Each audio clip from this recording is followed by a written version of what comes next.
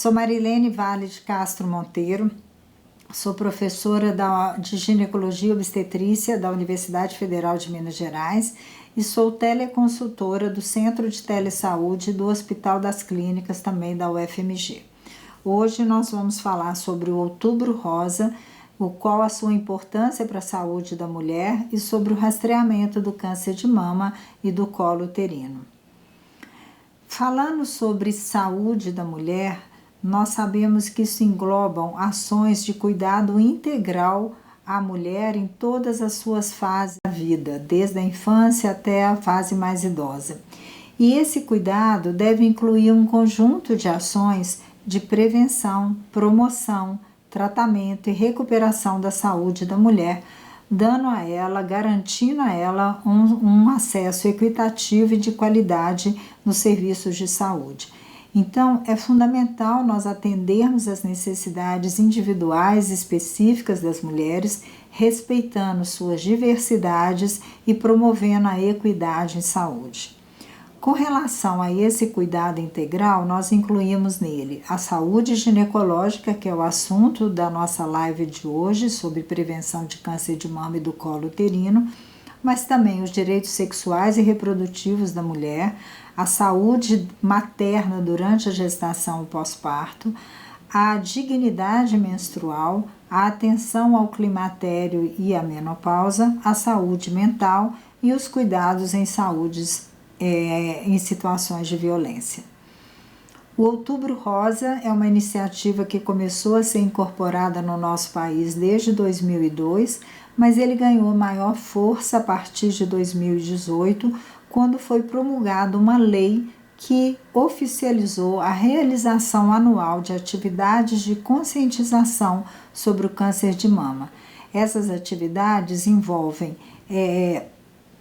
promoção de palestras e eventos educativos, como esse que nós estamos fazendo, a divulgação de informações sobre a prevenção e o diagnóstico precoce.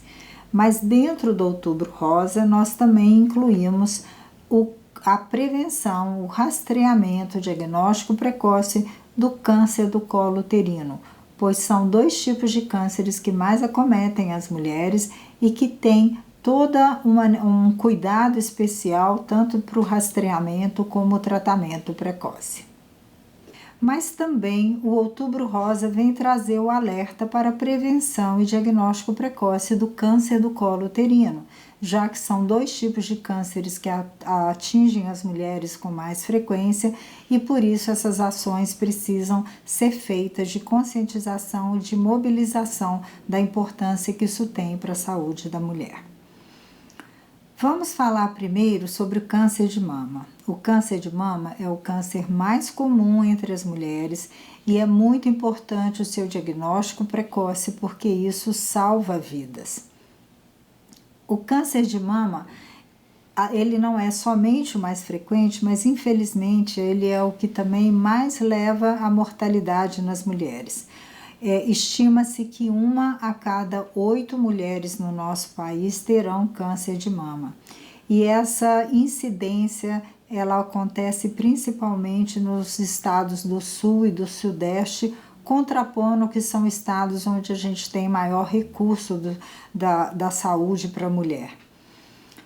O tumor na mama que vai gerar o câncer de mama, ele começa com uma pequena célula que vai se proliferando e que ela vai crescendo e quando ela atinge entre 3 a 10 milímetros, ou seja, menos de 1 centímetro, é o período em que nós temos mais chance de fazer um diagnóstico precoce e levar a paciente a expectativa de mais de 95% de cura. Então, o diagnóstico precoce é isso, é nós podermos fazer a identificação desses nódulos, tratar as mulheres e garantir a elas uma cura em 95%. À medida que esse tumor não é diagnosticado nessa fase e que ele vai crescendo, quando ele atinge tamanhos maiores que 1 centímetro e 2 centímetros é o tamanho que a maioria das mulheres e dos clínicos conseguem palpar a nodulação, aí já começamos a ter um diagnóstico mais tardio, uma chance de que esse tumor saia da mama e atinja outros lugares do corpo, que nós chamamos de metástase, e quando ele se torna um tumor mais avançado, aí o prognóstico, a chance de cura começam a ser menores. Então, chamamos muito a atenção que o ponto mais importante para o diagnóstico precoce é quando a gente faz o diagnóstico nos tumores até 10 milímetros. E nessa fase eles não costumam dar sintomas nenhum na mulher e na sua mama, logicamente.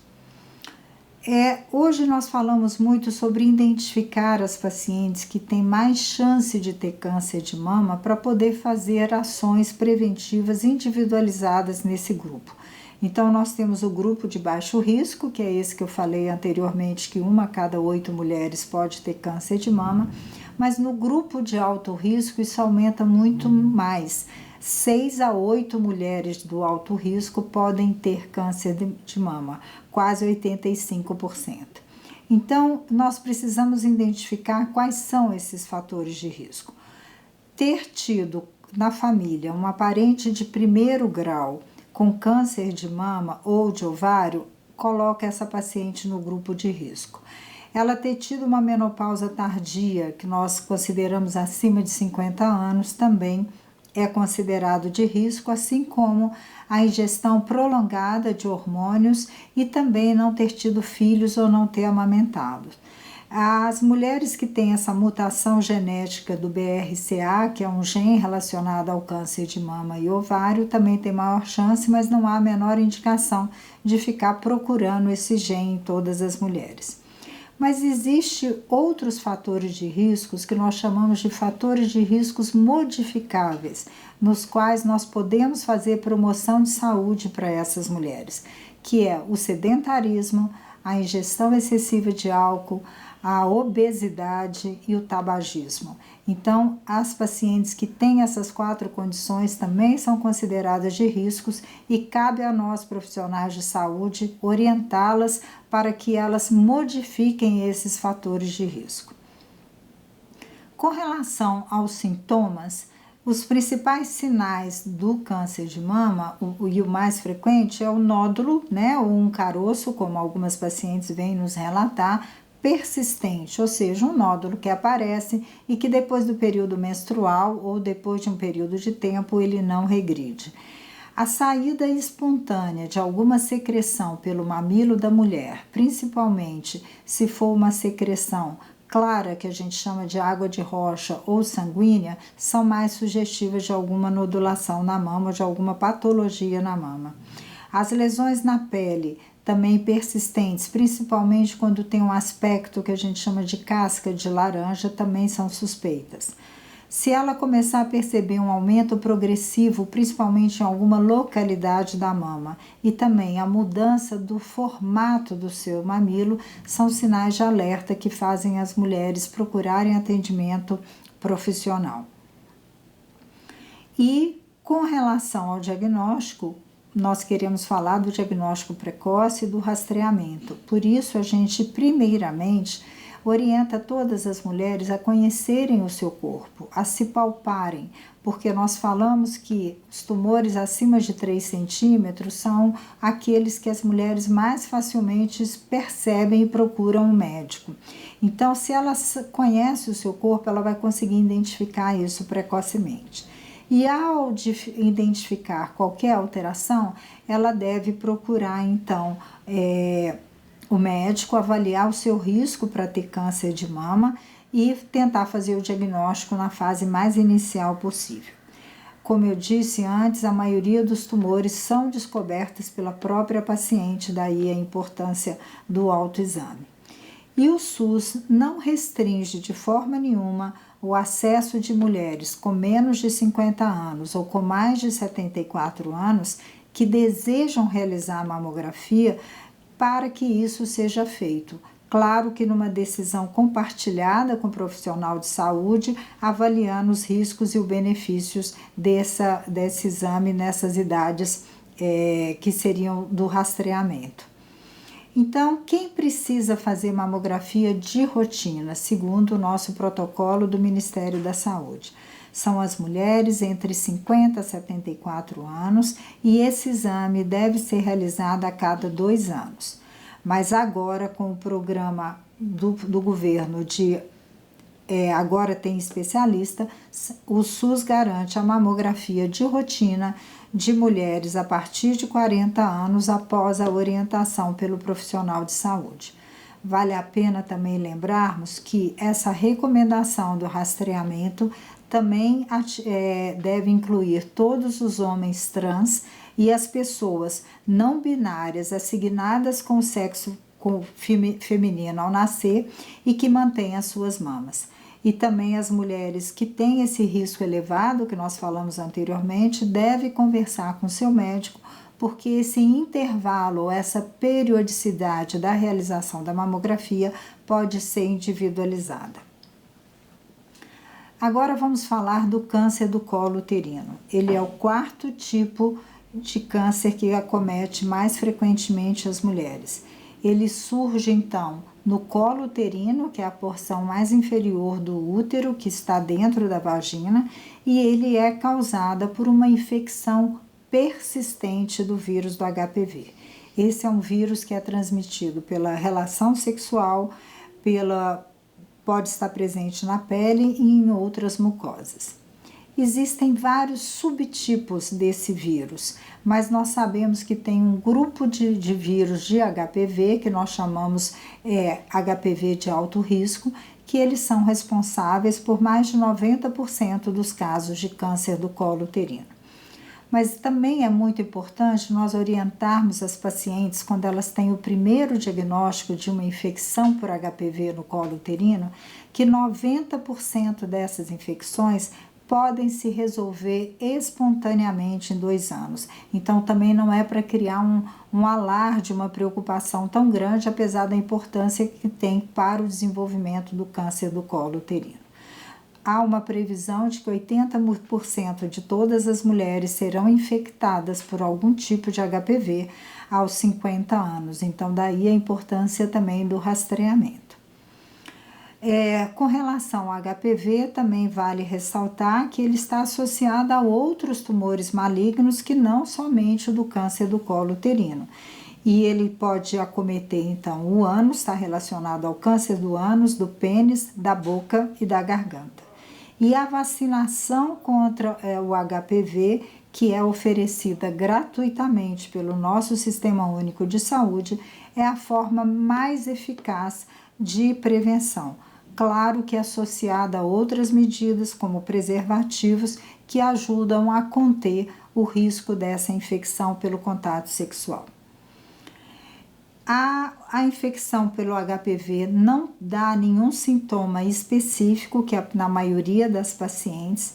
Em alguns casos, é bom também informar a paciente que ele pode ficar latente, ou seja, ele pode ficar no nosso organismo sem dar nenhum sintomas, e às vezes ele pode se manifestar até 20 anos depois do primeiro contato. Mas na maioria das vezes, quando a mulher tem o contato com o HPV, ela vai ter o surgimento dele no colo uterino aproximadamente entre 2 a 8 meses depois. O esquema de vacinação do HPV disponível do SUS deve ser de conhecimento de todos. Nós vamos lembrar que essa vacinação deve ser feita nas crianças e adolescentes entre 9 a 14 anos, do sexo feminino e masculino, mas também ela é indicada nas pacientes que sofreram algum tipo de violência sexual e nos pacientes também que são imunocomprometidos.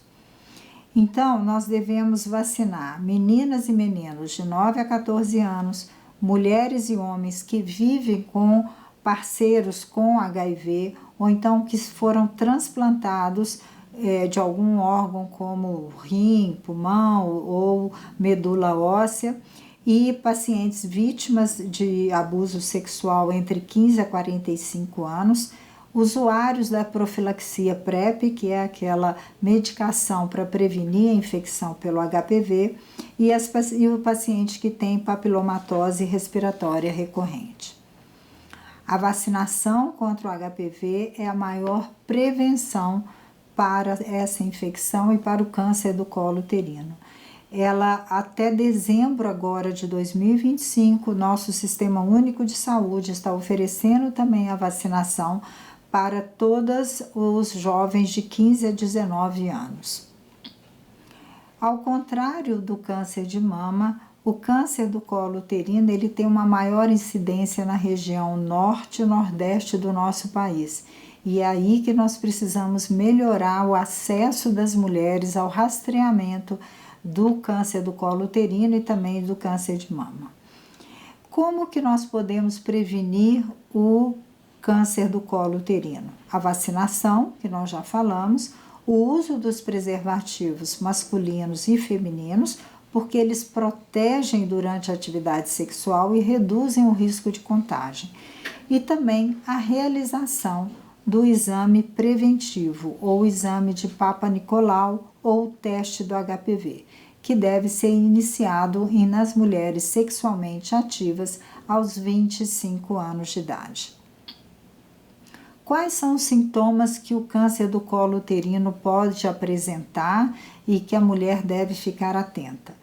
Geralmente, quando ela apresenta algum sangramento vaginal espontâneo ou principalmente após a relação sexual ou algum esforço maior, se ela tem uma dor na região pélvica persistente, se ela tem um relato de que perdeu peso muito recentemente e se ela tem também a percepção de um corrimento com odor forte, um odor incomum do habitual. Então, esses são sinais que ela deve ficar alerta e procurar o profissional de saúde. Para rastrearmos e para fazermos diagnóstico precoce do câncer do colo uterino, a paciente deve ser submetida ao exame preventivo citopatológico ou o exame de Papa Nicolau. Ele também está disponível no SUS. A recomendação é que toda mulher sexualmente ativa a partir dos 25 anos comece a fazer esse exame anualmente. Depois que ela tiver 2 exames anuais consecutivos, esse exame pode ser feito a cada 3 anos, desde que ela não apresente nenhum sintoma sugestivo do câncer do colo uterino e que também o seu exame clínico, o seu exame ginecológico esteja normal, sem nenhuma alteração. Depois dos 65 anos, não se preconiza mais a realização do exame preventivo para rastreamento do câncer do colo uterino, quando a paciente tem um histórico de que todos os seus exames estavam negativos e quando não tem nenhuma alteração ao exame físico. Mas agora, também nesse ano de 2025, o Ministério da Saúde incorporou um teste inovador para a detecção do HPV em mulheres. É o teste do DNA HPV. É uma testagem que é muito mais eficaz e mais sensível do que o exame preventivo habitual e que vai ser incorporado brevemente para todas as unidades de saúde para ser oferecido a essas mulheres. Ele é um teste muito mais sensível e específico, e por isso ele vai ser realizado a cada 5 anos, quando ele é negativo, também na mesma faixa etária que o exame preventivo, dos 25 aos 65 anos de idade. Então, ele é um teste que tem mais sensibilidade, ele detecta 60% a 70% mais casos de doenças invasivas do que o exame preventivo, então, e por isso ele pode ser realizado com esse intervalo maior de 5 anos do que o Papa Nicolau, que nós realizamos a cada 3 anos. Existem situações também que a mulher pode apresentar que a gente vai individualizar a realização do exame de rastreamento do câncer do colo uterino. Seriam as mulheres imunocomprometidas, que esse rastreamento pode ser aconselhado a partir do início da atividade sexual. E também lembrar que as pacientes que já foram vacinadas pelo HPV, contra o HPV, o rastreamento, a conduta é igual nas pacientes não vacinadas. Claro que quanto maior for a cobertura vacinal, a gente espera que no futuro as nossas taxas de câncer do colo uterino diminuam e talvez possa haver uma modificação do rastreamento nesse grupo especial. Mas até agora a conduta é a mesma. E como mensagens finais, então, vamos lembrar que o rastreamento do câncer de mama e do câncer do colo uterino são pilares muito importantes para a saúde da mulher e estão disponíveis no SUS para toda a população feminina. Obrigada.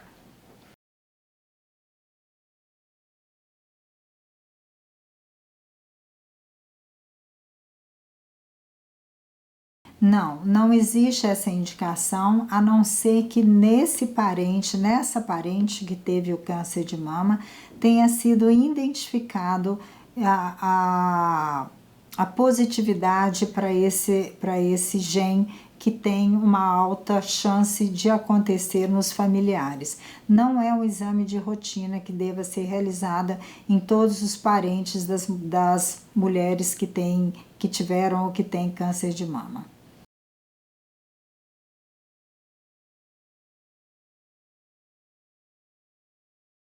Esse exame é hoje o preventivo, o exame citopatológico ou de Papa Nicolau, e como eu disse anteriormente, como o Ministério da Saúde está incorporando esse novo exame, que é a tipagem do HPV-DNA, vai ser possível identificar qual tipo de HPV, se ele é um HPV de alto risco ou se ele é um HPV de baixo risco. Esse é um exame que está disponível na rede privada, mas vai estar disponível também na rede pública.